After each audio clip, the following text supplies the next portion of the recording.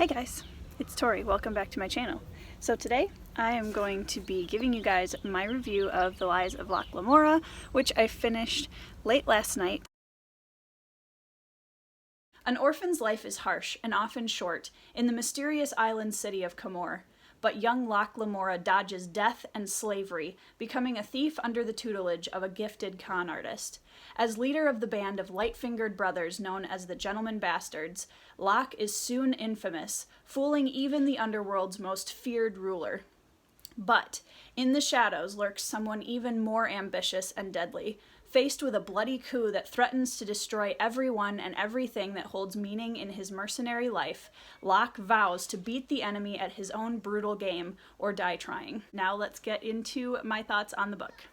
I'm going to give you a spoiler-free overview at the beginning, and then I'm going to go into some more detailed thoughts after that, but I will make sure to put a break in the video so you know when to stop watching if you don't want any spoilers. I had heard of this book. I read Six of Crows last year and I absolutely loved it, and I had read all over that for people who liked Six of Crows, the adult fantasy version of that was Lies of Locke Lamora.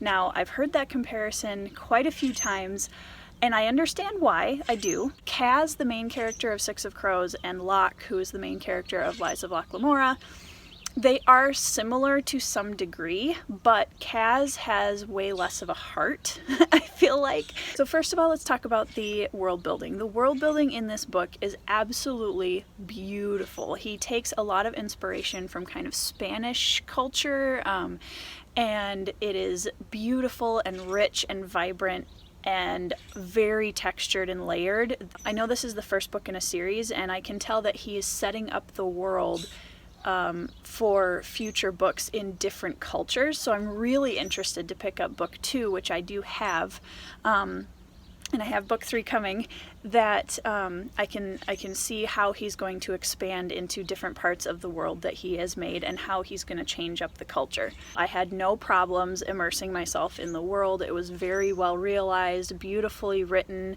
but still gritty and had all of that like kind of darker fantasy vibe that I love so much. Usually I have a hard time, especially with books this size. The first 50 to 100 pages I really have to commit to getting through them just to get myself into the world, and it's a little bit harder for me to kind of immerse myself until I really know what's going on. With this book, I felt like I was immersed almost from the first chapter. I love Oliver Twist so much, and one of my all-time favorite literary characters is the Artful Dodger. So I felt like Locke was actually less the story of Oliver Twist. It was like he was thrown into an Oliver Twist situation, but he was actually the Artful Dodger. I loved the twists in this book. I felt like they were very surprising, and they did border on being kind of Deus Ex Machina, where it was just like, of course, everything that could go wrong would. Toward the end, where it started to feel like, okay, nothing, sometimes too much goes right for a character, and in this case, a lot of it doesn't. There were only a couple of times where I was like, but I'm okay with it. So I do really feel like that was a shout out to Scott Lynch as a writer, because even though everything was going wrong, I was not going to leave them behind during those scenes, because I was like, even though this is going wrong, I'm still here, we're still going for it, go Locke. Here's what I loved about Locke. Oftentimes in books like this, where you have a very crafty, kind of roguish, lovable main character like Locke, oftentimes those characters are too perfect. They're completely fearless. They are completely inhuman in a lot of ways. And that was one of the things that I felt like Kaz from Six of Crows, one of the places that I would say there was a large difference between those two characters, who are kind of sort of similar, is that Kaz almost felt like too inhuman most of the time. He was ruthless and he was smart and it was great, but what I loved is that he was afraid. And there's actually a part, and I think it's on page 211, I'm not sure exactly, but it's a part where Locke walks into a space where he suddenly realizes he's alone. And the way Scott Lynch describes his fear in that moment it was chilling, and it was so good because it brought Locke into such a human sphere. That was where I loved his character before then, but that was where I really, really fell in love with his character, because I realized he's not fearless. Also, another thing that I love that Scott Lynch does with Locke is not actually good at everything, and that is something that I really appreciate, because too often, again, in books like this, they're good at literally everything. The protagonist the flaws are not really accentuated enough to where they feel really developed as a flawed human character who can't literally be good at everything. Gene Tannen, who is Locke's best friend, I loved him in the beginning, and then there's a part in the book where Scott Lynch develops their backstory and how they met and how they became friends in the first place. And I was on the verge of tears throughout that entire section. This platonic relationship between Locke and Jean, oh my goodness, it's so good.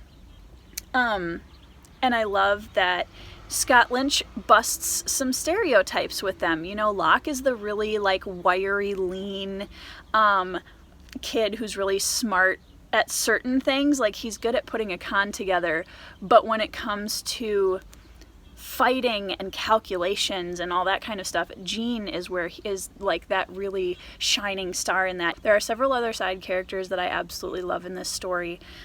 Father Chains, as a mentor character, he was great. He was very, it was clear that even though mentors are usually like we've got it all figured out and we know everything and we're really not as flawed as the main character, Chains was, to me, a very well-rounded human mentor, which I really appreciated. Callow and Galdo, who are the twins, who are also in Locke's little gang of thieves, were great. They provided a beautiful side of humor to all of this, additional to what Locke would bring to the table, but it was a very different flavor.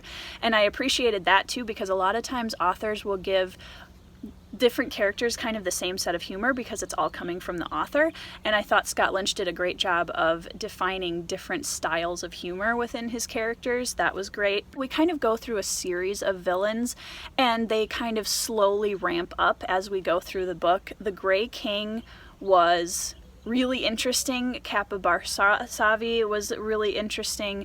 The nobility that Locke gets entangled with, I thought they were really well designed and interesting.